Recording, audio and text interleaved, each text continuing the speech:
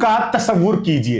इस फिल्म के मुख्य किरदार दो भारतीय सीक्रेट एजेंट्स हैं, डैशिंग, स्मार्ट और भला के बहादुर। उन्हें एक खुफिया मिशन पर अफगानिस्तान भेजा गया है, एक खूंखार टेररिस्ट की तलाश में। ये टेररिस्ट भी कोई आम नहीं है, नशेमन नाम की एक लड़की है जिसके इरादे खतरनाक हैं। ये दोनों जाबाज अफसर अफगानिस्तान जैसी दुर्गम जगह जाकर नशेमन का मुकाबला करते हैं और उसे पकड़कर हिंदुस्तान ले आते हैं। इन दो अफसरों का रोल करने के लिए सलमान खान और संजय दत्त को चुना गया है। आतंकवादी बनी है रवीना टंडन। फिल्म में ढेरों हॉलीवुड स्टाइल स्टंट्स हैं। फिल्म का म्यूजिक रिलीज से पहले ही पॉपुलर हो गया है, बल्कि 15 अगस्त वाली प्लेलिस्ट का फेवरेट गाना बन गया है। क्या कहते हैं, प्लॉट सुनकर मजा आया? सोचिए अगर ये फिल्म बन पाती तो, लेकिन ये फिल्म बनी नहीं और कई लोगों के सपने टूट गए।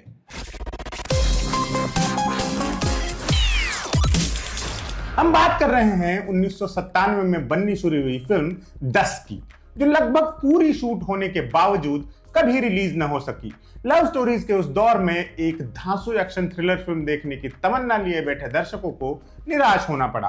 कहने वाले यहां तक कहते हैं कि अगर 10 रिलीज हो जाती तो सलमान खान को खालिस एक्शन स्टार बनने के लिए 12 साल इंतजार नहीं करना पड़ता। एक्शन फिल्मों में उनका सिक्का 2009 की वांटेड से जमना शुरू हुआ।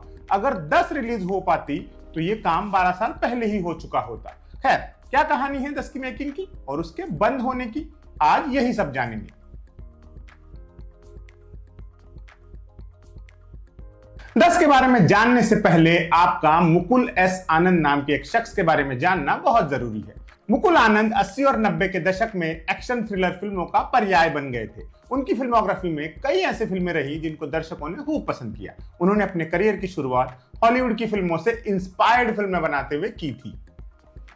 उन्होंने 1984 में कानून क्या करेगा नाम की फिल्म से शुरुआत की, जो केप फियर से इंस्पायर्ड थी। उनकी अगली फिल्म एतबार पर हिचकॉक की film Dial M for Murder की छाप थी।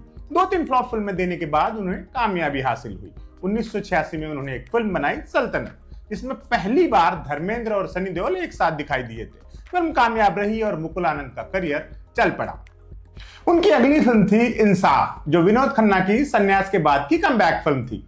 आगे मुकुल आनंद ने कई सारी हिट फिल्में दी। उनकी सबसे मशहूर फिल्म रही अमिताभ बच्चन की अग्निपथ। ये स्टाइलिश एक्शन थ्रिलर फिल्म भले ही उस वक्त ज्यादा चल नहीं पाई, लेकिन बाद में इसने एक कल्ट का दर्जा हासिल किया।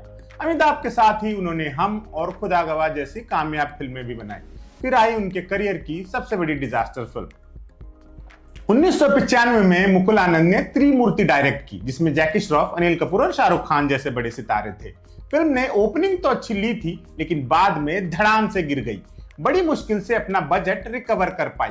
त्रिमूर्ति की नाकामयाबी को मुकुल आनंद ने दिल पर ले लिया। उन्होंने अपनी अगली फिल्म के लिए तैयारियां शुरू की। सपना देखा कि वो हिंदी फिल्म इंडस्ट्री को न भूतो न भविष्यति मार का शानदार एक्शन फिल्म देंगे। ये फिल्म थी 10।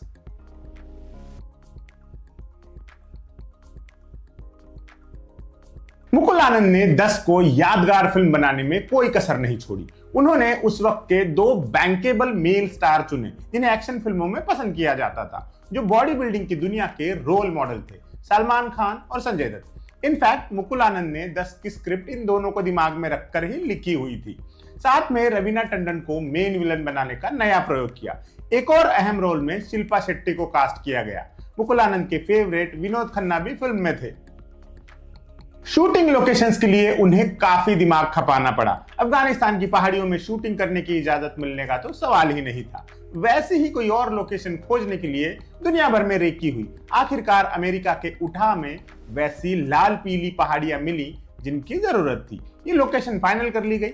अमेरिका से ही स्टंट डायरेक्टर्स भी हायर कर लिए गए।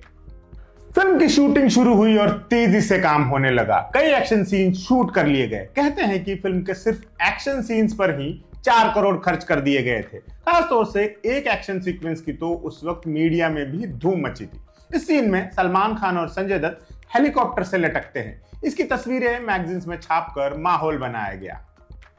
इस सीन की शूटिंग के वक्त का एक किस्सा भी काफी मशहूर है। कहते हैं कि भले ही दोनों एक्टर्स को सेफ्टी हार्नेस से बांधा हुआ था, लेकिन बावजूद उसके सिर्फ सलमान खान इस सीन को लेकर कंफर्टेबल थे। संजय दत्त बेहद डरे हुए थे। सलमान खान ने एक बार 10 कदम शो में बताया था कि उन्हें संजय दत्त और विनोद खन्ना के बॉडी डबल को एक हाथ से संभालना पड़ रहा था। वो दोनों इस सीन के दौरान लगातार मुकुल आनंद को कोस रहे थे।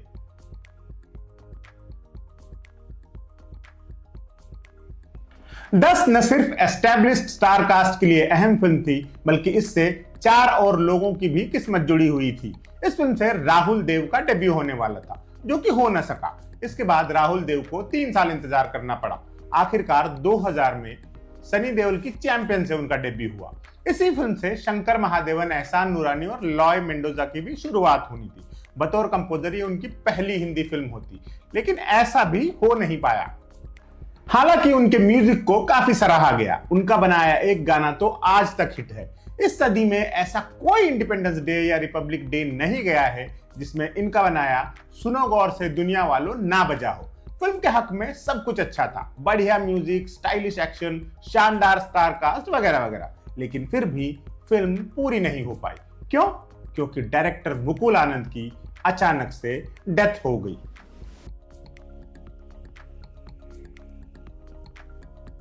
7 सितंबर 1997 को मुकुल आनंद को दिल का दौरा पड़ा। शूटिंग सेट पर ही उन्हें आनंद फानन हॉस्पिटल ले जाया गया, लेकिन उन्हें बचाया नहीं जा सका। वो सिर्फ 45 साल के थे।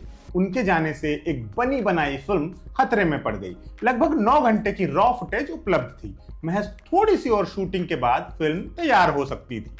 प्रोड्यूसर्स नितिन मोहन और सुनील मनचंदा ने कई डायरेक्टर्स को अप्रोच किया कि वो फिल्म को कंप्लीट कर दे। इनमें प्रियदर्शन, जेपी दत्ता और विधुनाथ चोपड़ा जैसे बड़े नाम शामिल थे, लेकिन इन सब ने किसी न किसी वजह से मना कर दिया।